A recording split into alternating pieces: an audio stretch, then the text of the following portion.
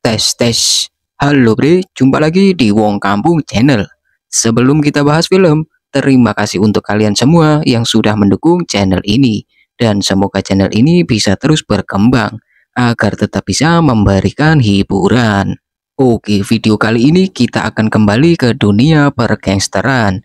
Namun menariknya dalam film ini, bos gangster harus berhadapan dengan orang misterius yang brutal atau yang biasa disebut psikopat. Akibat serangan psikopat itu juga, sang bos gangster harus kehilangan kepercayaan dari para investornya karena dianggap kehormatannya telah hilang. Di balik itu semua, ada anggota kepolisian yang juga sedang memburu orang misterius itu. Secara diam-diam bos gangster dan anggota kepolisian itu pun bekerja sama untuk memburu psikopat brutal itu. Jadi tanpa berlama-lama, bersantailah sebentar dan siapkan kopi kalian, kita masuk.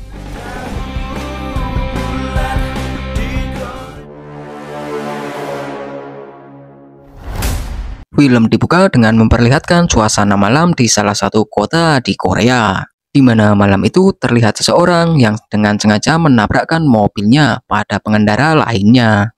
Lantas pengendara mobil itu pun sama-sama turun untuk mengecek kondisi mobil mereka. Sedangkan pengendara yang ditabrak dari belakang terlihat sedang memfoto kondisi mobilnya sebagai bukti. Dia juga berniat memproses kejadian itu ke jalur hukum. Namun tanpa diduga, pengendara yang sengaja menabrakkan mobilnya melakukan tindakan yang sangat di luar nurul.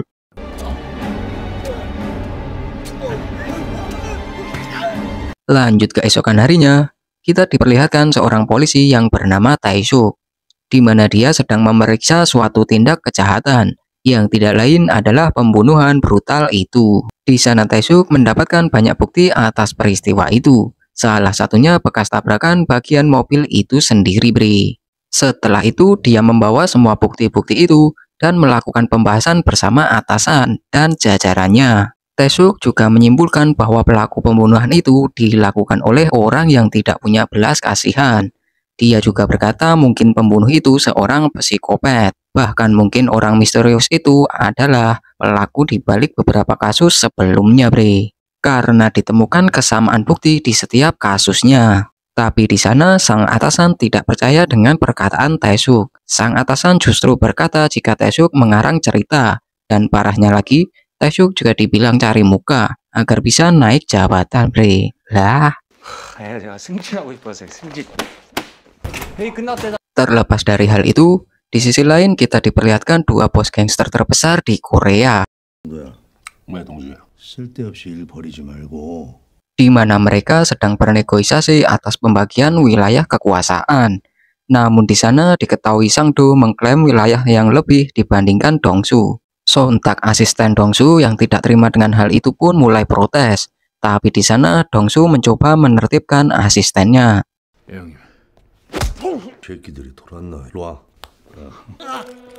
Melihat hal itu pun membuat Sang-do ketakutan dan membatalkan niatnya. Kemudian Dong-su dan pasukannya pun pergi dari sana. Terlihat malam itu Dong-su pulang dengan mengendarai mobil sendirian. Tanpa sadar ternyata Dong-su diikuti orang misterius, bahkan mobilnya juga ditabrak dari belakang. Lantas mereka pun sama-sama turun dari mobilnya. Di sana Dong-su tidak marah atas kejadian itu. Bahkan dia memaafkan kesalahan orang misterius itu. Tapi tanpa diduga, orang misterius itu pun tiba-tiba menyerang Dong-su.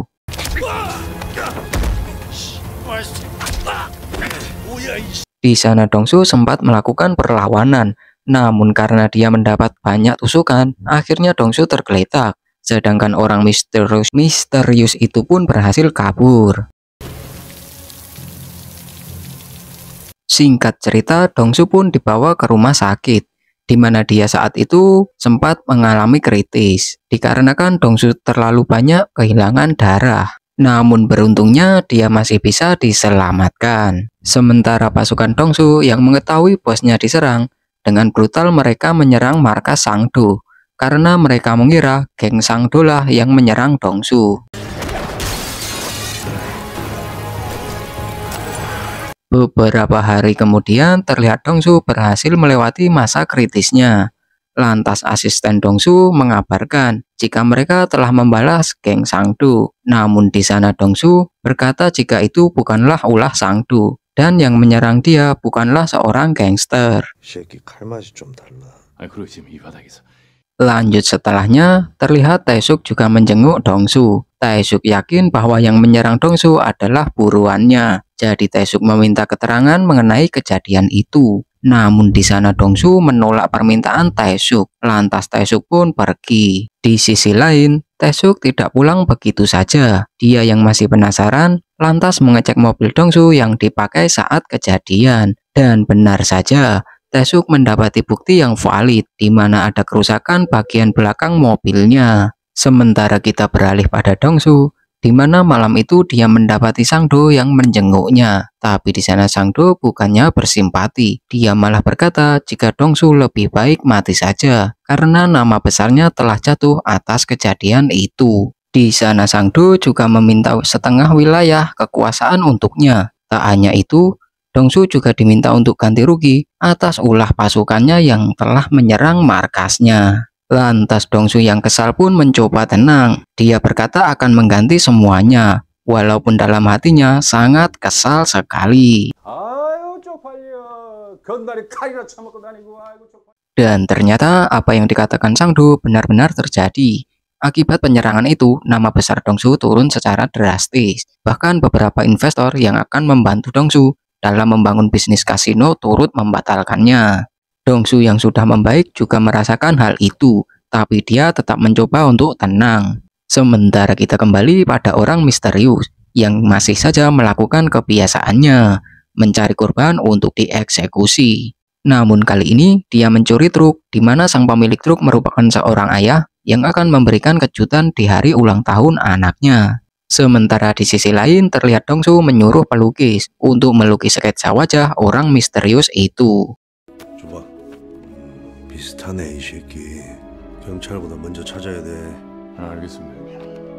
Kita kembali pada orang misterius, di mana tanpa dia sadari, ternyata di dalam truk ada seseorang yang sedang tertidur. Lantas terjadilah sedikit perlawanan, namun tak butuh waktu lama bagi orang misterius itu untuk menyelesaikannya. Namun tanpa sengaja orang misterius itu menjatuhkan senjatanya di jalan. Singkat cerita, Dongsu yang kala itu sedang nyebat, dia dihampiri asistennya, di mana dia mengabarkan bahwa pasukan mereka menemukan senjata serta mobil milik orang yang telah menyerangnya. Kemudian Dongsu yang terlalu sibuk, dia pun menghubungi Taesuk. Dia mengabarkan jika dia memiliki banyak bukti. Lantas dia mengajak bekerja sama Taesuk. Dan mereka berdua pun bertemu lalu sepakat untuk memburu orang misterius itu. Tapi di sana Dongsu berkata, jika Taesuk yang lebih dulu menangkapnya, maka dia berhak membawanya untuk dipenjara. Namun jika Dongsu yang lebih dulu menangkapnya, maka Dongsu akan menghabisinya.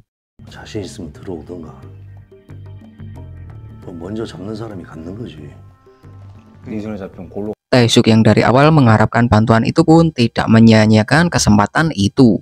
Dia langsung membuat tim khusus secara tersembunyi dan memanfaatkan fasilitas dan barang bukti yang diberikan Dongsu. Taesuk pun bergegas menjalankan misinya. Namun Dongsu ternyata menyembunyikan senjata orang misterius itu. Kini dia menyuruh asistennya dan berencana membunuh Sangdo dengan senjata itu, bre.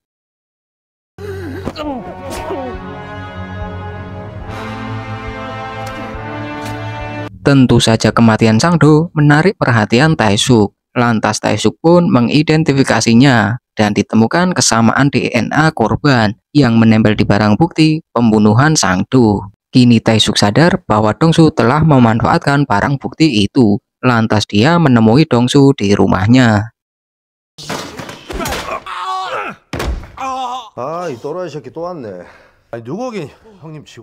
Namun karena Dongsu terlalu kuat bagi Taesuk, dia pun dengan mudah dikalahkan. Di sana Dongsu juga berkata, jika apa yang dia lakukan itu merupakan cara untuk menarik perhatian publik, bahwa orang misterius itu adalah pembunuh brutal yang selama ini dicari. Dan benar saja, esok harinya semua media mengeluarkan berita itu, sekaligus menetapkan jika kasus ini adalah pembunuhan berantai yang selama ini belum terpecahkan. Namun sayangnya, ternyata tim Taesuk tidak dilibatkan dalam kasus ini. Walaupun kasus ini berada dalam wilayah tim Taesuk, karena dianggap tim Taesuk tidak bisa diandalkan. Sementara di sisi lain, kita diperlihatkan Dongsu dengan wajahnya yang tenang. Dia datang untuk bertaksiah atas kematian Sang Du. Hal itu dia lakukan untuk mencari perhatian publik, sekaligus untuk memperbaiki nama besarnya, Bre. Adegan beralih pada orang misterius yang tanpa sengaja melihat berita kematian Sang Du, karena di sana terdapat senjatanya dalam pembunuhan itu. Lantas dia yang tidak terima karena memang bukan dia yang melakukannya. Tanpa berlama-lama, dia juga datang bertaksiah. Dengan secari kertas, dia memberikan pesan pada asisten Sang Du bahwa ada pihak lain yang menggunakan senjatanya untuk membunuh bos mereka. Singkat cerita, beberapa hari melakukan identifikasi di mobil orang misterius itu. Akhirnya Dongsu dan Taesuk menemukan bukti yang valid, di mana mereka menemukan bercak darah di sarung kemudi mobil itu. Namun saat mereka akan mengambilnya, tiba-tiba saja terdengar kegaduhan di sana, dan ternyata itu adalah ulah pasukan Sang Du, di mana mereka telah percaya pada pesan orang misterius tempo lalu, Bre.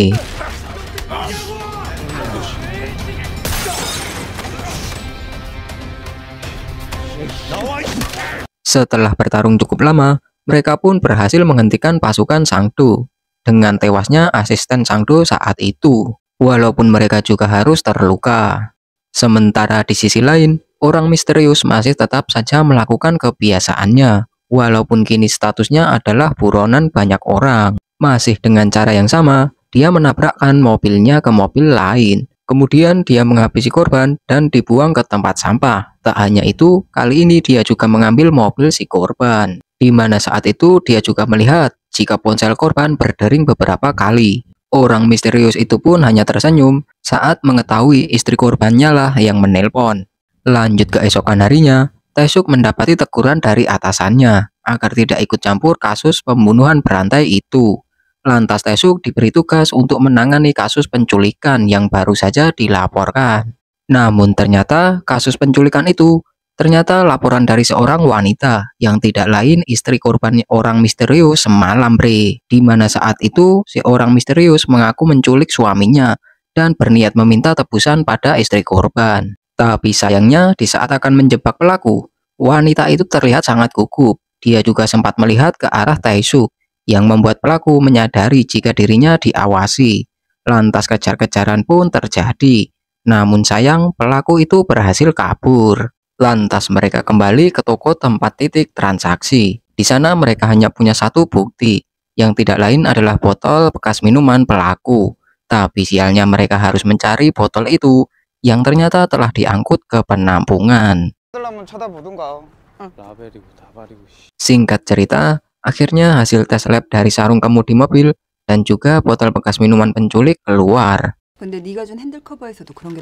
Suatu hal mengejutkan pun terungkap, di mana ternyata hasilnya menunjukkan orang yang sama. Tanpa berlama-lama, Taesuk pun mendatangi alamat pelaku, tapi di sana Taesuk hanya bisa bertemu dengan ibunya, dan orang yang dicari sudah lama tidak pulang. Lantas Taesuk meminta izin untuk melihat kamarnya. Beruntungnya Taesuk tidak pulang dengan tangan kosong, di mana saat itu dia menemukan foto keluarga, dan foto itu sangat mirip dengan gambar sketsa yang diberikan Dongsu. Kini Taesuk telah memberi kabar Dongsu, dan dengan semua bukti-bukti yang valid, kini mereka mengerahkan tim mereka untuk mencari pembunuh misterius itu.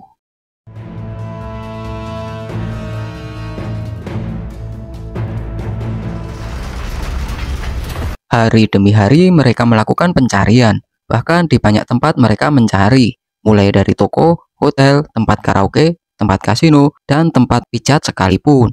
Namun mereka belum juga mendapatkan yang mereka cari. Hingga saat tiba turun hujan, terlihat Dongsu yang sedang menunggu Taesuk. Tak lama datanglah siswi sekolah yang kehujanan saat menunggu bus. Lantas Dongsu yang bijaksana, baik hati dan tidak sombong pun meminjamkan payungnya pada siswi tersebut. Sementara tak lama dari itu, datanglah Taesuk. Di sana Taesuk juga menegur siswi itu agar tidak menerima pemberian orang yang tidak dikenal.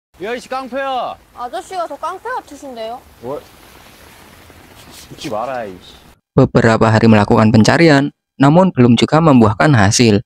Kini Dongsu dan Taesuk mengadakan jamuan pesta kecil-kecilan untuk membahas hal itu sekaligus memberi semangat pasukan mereka. Namun di tengah-tengah suasana malam itu, tiba-tiba salah satu saluran televisi menyiarkan berita jika telah terjadi kasus pembunuhan, di mana yang membuat mereka kaget, korbannya adalah seorang siswi yang sempat diberikan payung oleh Dongsu.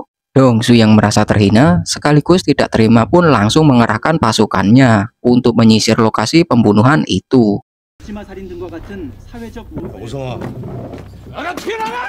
Namun kali ini berbeda.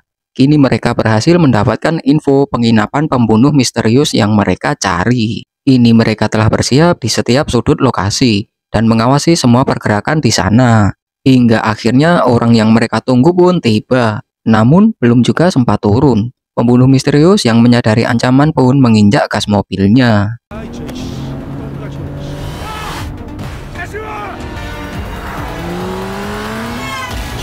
Dongsu yang sudah darah tinggi akhirnya berhasil menghentikan mobil orang itu dengan cara menabraknya. Walaupun mobil Taesuk juga harus ikut tertabrak. Namun sayang sekali, saat mereka menghampiri mobilnya, ternyata buruan mereka telah kabur. Lantas mereka semua melakukan pengejaran menelusuri gang-gang gelap.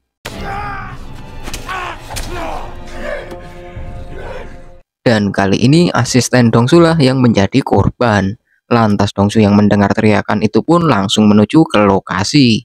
Namun sayang, dia menemukan asistennya sudah tak berdaya. Beruntungnya Dongsu masih sempat diberi info ke arah mana buruan mereka kabur. Tanpa berlama-lama, Dongsu pun mencarinya, sembari mengikuti tetesan darah dari senjata si pembunuh itu. Kini Dongsu mengikuti tetesan darah itu hingga masuk ke tempat karaoke. Di sana Dongsu mengecek satu persatu ruangan. Tapi sayangnya dia tidak menemukannya juga. Hingga tersisalah satu ruangan yang ada di sana. Perlahan Dongsu pun mendekati ruangan itu. Lalu Dongsu mengeluarkan tendangan mautnya. Dan kini si pembunuh misterius itu bonyok di tangan Dongsu. Tapi Dongsu tidak langsung menghabisinya. Dongsu pun membawanya ke salah satu gudang kosong miliknya. Dia berniat menyiksa si pembunuh itu dan akan menghabisinya secara perlahan, bre. Tapi anehnya, terlihat di sana pembunuh itu yang tertawa. Dongsu yang melihat itu pun semakin dibuat darah tinggi. Lantas Dongsu mengambil pisau pemotong daging, sembari berkata akan memotong-motong orang itu. Dan benar saja, belum sempat Dongsu membacoknya. Ternyata Taesuk datang di sana dan ingin merebut pembunuh itu dari tangan Dongsu. Secara tidak langsung, Taesuk telah melanggar kesepakatannya dengan Dongsu. Kemudian Taesuk membawa pembunuh itu ke kantor polisi, bre, untuk diadili sesuai hukum yang berlaku. Oke, lanjut. Keesokan harinya pun terlihat para wartawan dari berbagai media berdatangan untuk mencari bahan berita terbaru dan terbaru. Sementara di dalam kantor, Taesuk sedang menginterogasi pembunuh itu. Namun sialnya, ternyata pembunuh itu pandai berargumentasi. Taesuk juga sempat bingung karena bukti yang dia punya tidaklah cukup. Taesuk juga tidak mungkin bisa memberikan barang bukti yang lama karena sama saja dia mengakhiri karirnya jika ketahuan bekerja sama dengan gangster. Di sana Taesuk justru dibuat emosi saat pembunuh itu menghinanya karena tidak mempunyai bukti yang valid untuk menghukumnya. Hingga tibalah di hari persidangan. Di sana pembunuh itu selalu beralasan, ditambah dengan kurangnya bukti yang valid, sehingga pembunuh itu sempat divonis tidak bersalah dan akan dibebaskan, bre. Namun tanpa disangka, ternyata Dongsu hadir dalam persidangan itu, yang membuat semua orang terkejut. Kini Dongsu menjadi saksi hidup sekaligus harapan terakhir, di mana sehari sebelum persidangan, ternyata Taesuk menemui Dongsu untuk meminta bantuan. Dongsu yang sangat kecewa pada Taesuk pun sempat menghajarnya, tapi pada akhirnya Dongsu bersedia membantunya dengan satu syarat. Oke, lanjut. Di sana Dongsu memberikan kesaksian jika dia adalah salah satu korban yang selamat. Dongsu juga menunjukkan sketsa wajah pelaku yang menyerangnya. Namun sayangnya, lagi-lagi bukti itu dianggap tidaklah cukup, hingga Dongsu pun Kemudian Dongsu dengan jelas menceritakan kejadian saat dia diserang. Tak hanya itu, Dongsu juga menjelaskan jika orang yang menyerangnya juga mempunyai luka atas perlawanan Dongsu. 손도 한번 확인해 보세요. 흉터가 많을 겁니다. Hingga akhirnya dengan pengakuan dan bukti itu, kini pembunuh itu dinyatakan bersalah dan dijatuhi hukuman mati. Sementara sehari setelahnya, kita diperlihatkan rombongan mobil polisi yang mengawal tahanan baru. Dan ternyata itu tidak lain adalah Dongsu. Terlihat juga semua napi di sana sangat hormat kepadanya. Dan ternyata itu adalah syarat yang diminta Dongsu pada Tae-suk tempo lalu, di mana Dongsu berniat akan membuat hari-hari si pembunuh itu menjadi buruk. Dan film pun selesai. 사내 셋이 목숨 걸고 게임을 했는데.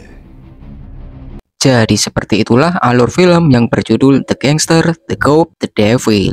Menurut kalian gimana untuk film ini, Bre? Keren? Keren sekali atau keren banget? Silahkan tulis di kolom komentar. Sekian, terima kasih. Sampai jumpa di video selanjutnya.